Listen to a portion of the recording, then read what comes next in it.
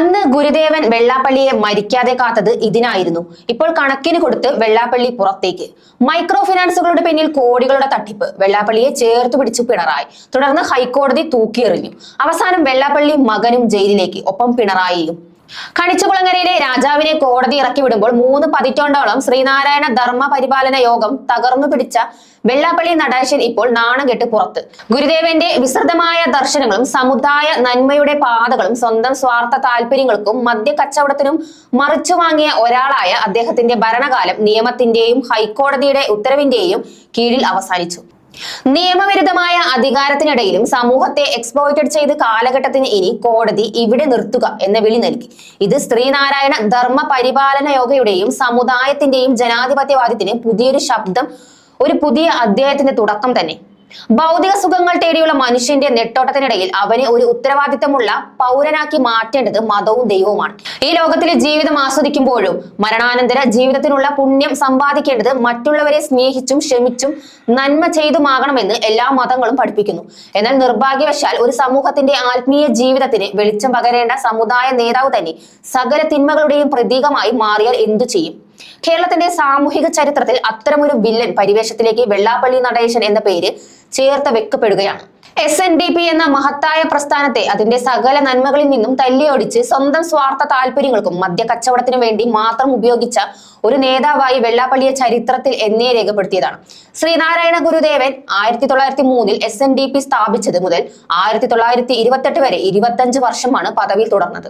ഗുരുദേവന്റെ ആ റെക്കോർഡ് തകർക്കുക എന്ന ലക്ഷ്യത്തോടെയാണ് 1996 ഗുണ്ടാ സംഘങ്ങളെ ഉപയോഗിച്ച് വെള്ളാപ്പള്ളി നടേശൻ ജനറൽ സെക്രട്ടറി പദവിയിലേക്ക് ഇരച്ചു കയറുന്നത്. അന്നു മുതൽ ഇന്ന് വരെ 3 പതിറ്റാണ്ടുകാലം SNDPയിൽ ജനാധിപത്യം എന്ന വാക്കിന് സ്ഥാനമുണ്ടായിരുന്നില്ല. ശാഖകളിൽ തിരഞ്ഞെടുപ്പ് നടത്താതെ തന്നെ പിന്തുണയ്ക്കുന്നവരെ മാത്രം നോമിനേറ്റ് ചെയ്ത് കൊണ്ടുവരുന്ന ഒരു ഭീകര അവസ്ഥയായിരുന്നു അവിടെ നിലനിന്നിരുന്നത്. SNDP യോഗം മാത്രമല്ല, SN ട്രസ്റ്റും ഇദ്ദേഹം തന്റെ കൈപ്പിടിയിൽ ഒതുക്കി. വിദ്യാലയങ്ങളിലെ നിയമനങ്ങളും അഡ്മിഷനും വഴികിട്ടിയിരുന്ന കോടിക്കണക്കിന് രൂപ ട്രസ്റ്റിന്റെ അക്കൗണ്ടിലേക്ക് പോകുന്നതിന് പകരം വെള്ളാപ്പള്ളിയുടെ വീട്ടിലേക്ക് ഒഴുകുന്ന കാഴ്ചയാണ് നാം കണ്ടത്. സാധാരണ ഭക്തർ ചതയ ദിനത്തിൽ ധരിക്കുന്ന മഞ്ഞ കുപ്പായത്തിൽ പോലും കമ്മീഷൻ അടിക്കുന്ന തരത്തിലേക്ക് ഈ അഴിമതി പടർന്നു പന്തലിച്ചു.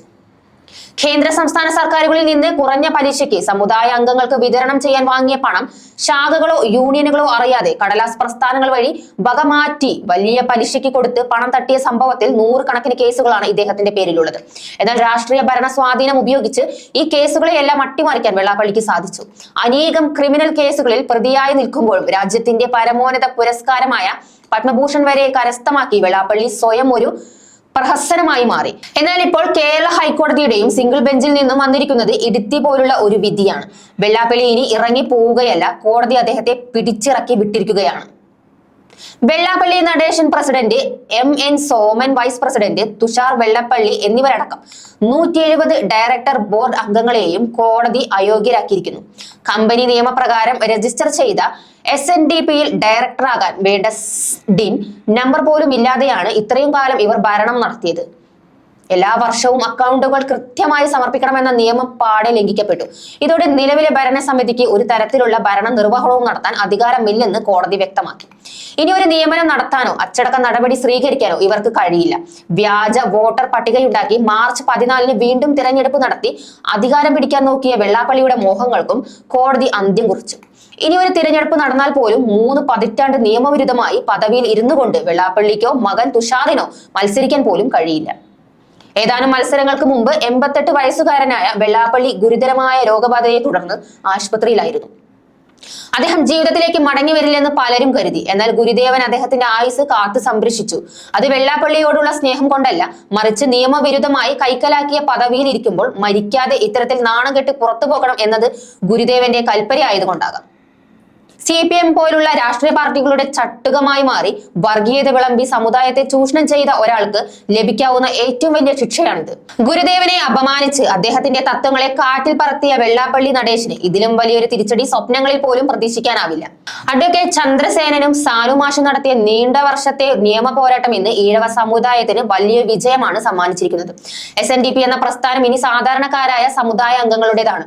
വെള്ളാപ്പള്ളി പുറത്താക്കപ്പെടുമ്പോൾ മദ്യ കച്ചവടക്കാരന്റെയും അഴിമതിക്കാരന്റെയും കൈകളിൽ നിന്ന് ആ മഹത്തായ ഇതോടെ പ്രസ്ഥാനം മോചിപ്പിക്കപ്പെട്ടിരിക്കുന്നു. നിയമത്തിന്റെ വഴിയിലൂടെ നടന്ന ഈ പോരാട്ടം ജനാധിപത്യം മരിച്ചിട്ടില്ല എന്നതിന്റെ തെളിവാണ്. വെള്ളാപ്പള്ളിയും കുടുംബവും പടിയിറങ്ങുമ്പോൾ അത് കേരളത്തിലെ സാമൂഹിക മാറ്റത്തിന്റെ പുതിയൊരു അധ്യായമായി മാറുമെന്നതിൽ സംശയമില്ല. ഗുരുദേവ ദർശനങ്ങൾ ഇനി SNDPയിൽ തിരികെ വരും. ഭരണം നാണം കെട്ടുള്ള ഈ പടിയിറക്കം എല്ലാ അഴിമതിക്കാർക്കും ഒരു പാഠമാകട്ടെ.